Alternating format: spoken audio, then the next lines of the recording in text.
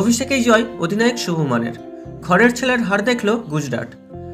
হার্দিকের মুম্বাই হারল 6 রানে। গুজরাটের আহমেদাবাদ স্টেডিয়ামে টস জিতে প্রথম ফিল্ডিং করার সিদ্ধান্ত নেন মুম্বাই অধিনায়ক হার্দিক পান্ডিয়া। প্রথম ব্যাট করে গুজরাট টাইটান্স তোলে 168 রান। মুম্বাই ইন্ডিয়ান্সের ইনিংস শেষ হয়ে গেল 162 রানে।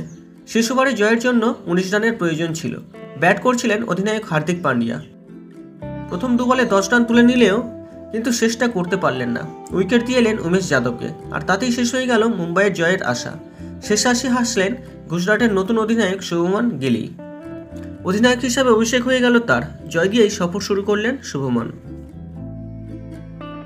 গতকাল নরেন্দ্র মোদী স্টেডিয়ামে প্রথম ব্যাট করে গুজরাট টাইটান্স সাই সুদর্শনের 39 বলে 45, শুভমান গিলের 22 বলে 31 ও রাহুল তেওয়াটিয়ার 15 বলে 22 রানের সুবাদে নির্ধারিত 20 ওভারে 6 উইকেটে 168 রান করে গুজরাট টাইটান্স।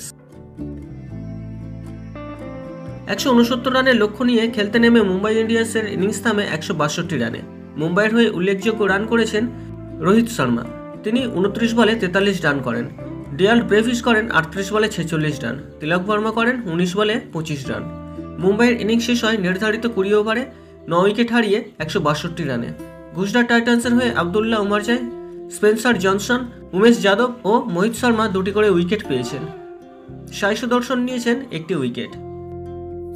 মুম্বাইয়ের হয়ে জসপ্রীত বুমরা 3টি, জিরাল কটজি 2টি ও পীযুষ চাওলা 1টি উইকেট নেন।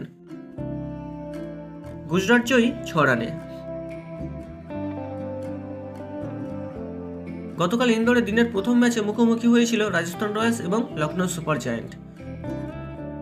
রাজস্থান রয়্যালস প্রথম ব্যাট করে নির্ধারিত 20 ওভারে 4 উইকেটে 193 রান করে। জবাবে লখনৌয়ের ইনিংস শেষ হয় 173 রানে।